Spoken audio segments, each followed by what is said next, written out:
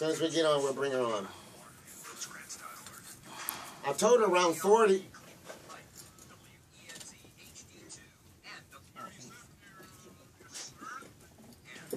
Yes, sir. I told her 40. Yeah, that's right. Let's get her in. Oh, y'all ready to dance? Come on, baby. Hey, hey, it's my jam. Uh-oh. Rock and soul and music and so much more. Yeah. All right, it's the Angelica. Oh, Gospel jazz and your original. Hey, we're at the studio now. Call in. Get a note. yeah. Call in. 216 anything. 647. Oh. All right. Call into the radio station. 216. Hey.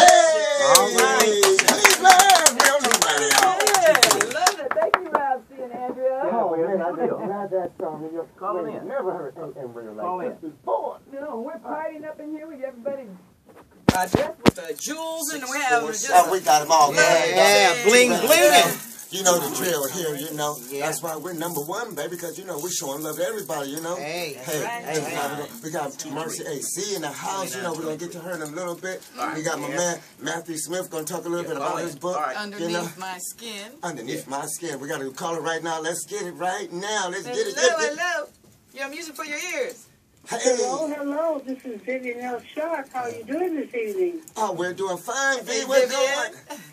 Where's Cracker I'm Lackin'? calling in with some news for you. Uh-oh. Cleveland Social and Senior Buzz. Oh, well, come with it. Come with it. Ears.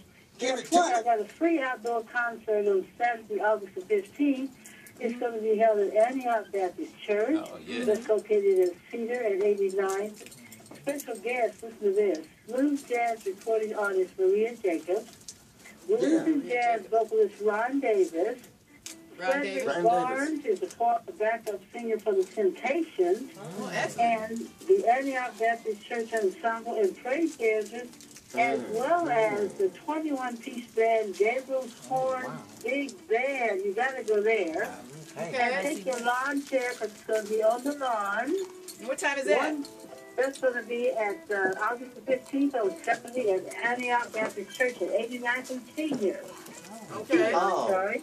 And then we have this wonderful Wait Over, you know, Wait Over Wednesday. Yeah. And University Circle, that's near me down here. It's going to be all the way through August the 26th at 6 p.m. every Wednesday. Wait Over, that's what they call it. Cleveland, we love you. Yes, and if you like to walk, we'll do this one for you. August the 15th on Saturday, the Circle Trek, free University Circle walking tour. Yeah. That'll be at 10:30. Now, you need to register for that walking tour. If you want to walk around, get your exercise. You call 216-707-4662.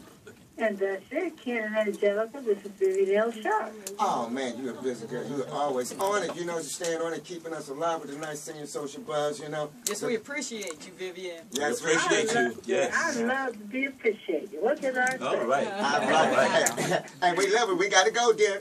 All right, have a good night. All right, bye. Love you. Bye-bye. Bye-bye.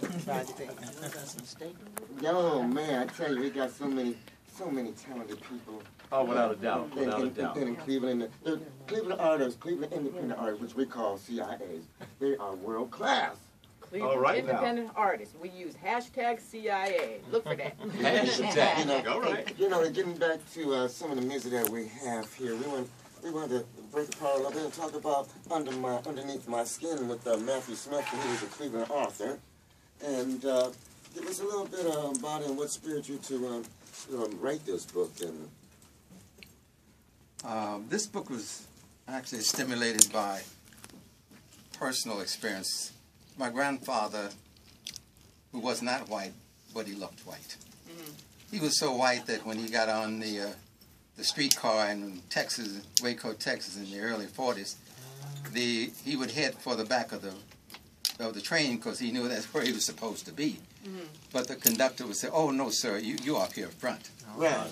And later on, as I went, I remember hearing about this famous case in 1966 involving the Lovings.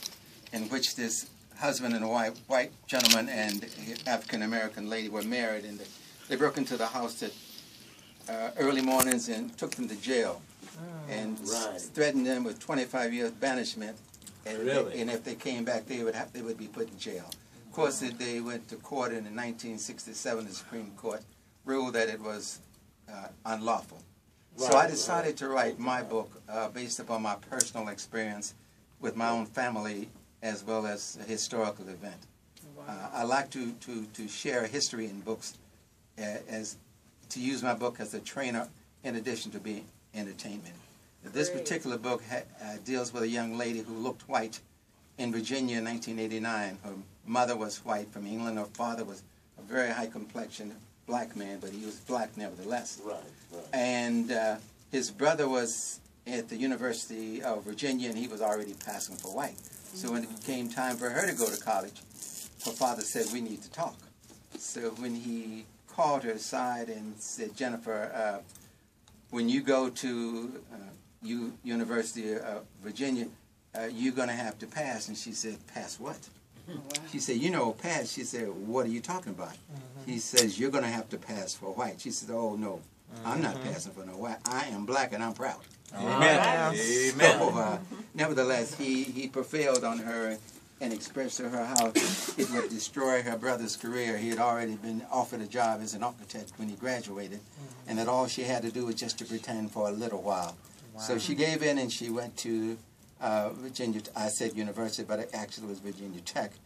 And this book tells of her experiences of being one color, being both colors, hearing both sides, getting it from both sides, hearing her bosses later on when she became worked in an attorney's office, and she eventually became an FBI agent. Well, you know, I never understood why all this hype about skin tones and things like that, because none of us had the choice of how we were born, what color, rich or poor. Amen. You know, whether we had 2 legs or 3. So. And that's so true. But if you were born in Texas, as I was, you would understand. And having seen signs that said Negro on for movies, and having signs that said colored upstairs, then you would know what it's like. And even moving to Ohio, Jim Crow. So eventually, but I want to take this time to thank Angela and Kent for extending this invitation. This is an awesome program, and the kind of guests that you're having, the kind of music is just very stimulating, and you can't help but you are the best, and you're going to be the best. Thank you very much, Matthew. All right. I'd like to slide a thing in for Matthew. Matthew was a former Postmaster General for the Post Office. And his lovely wife, may she rest in peace, Marlene Smith. She had that look as well. What are you talking about? Yes. So God bless her. God bless everybody. Thank you, my brother. And you know, it's a beautiful thing, you know, we like the book, and we'll get back and get a chance to talk to Mercy AC in the house. Never let me go. All right.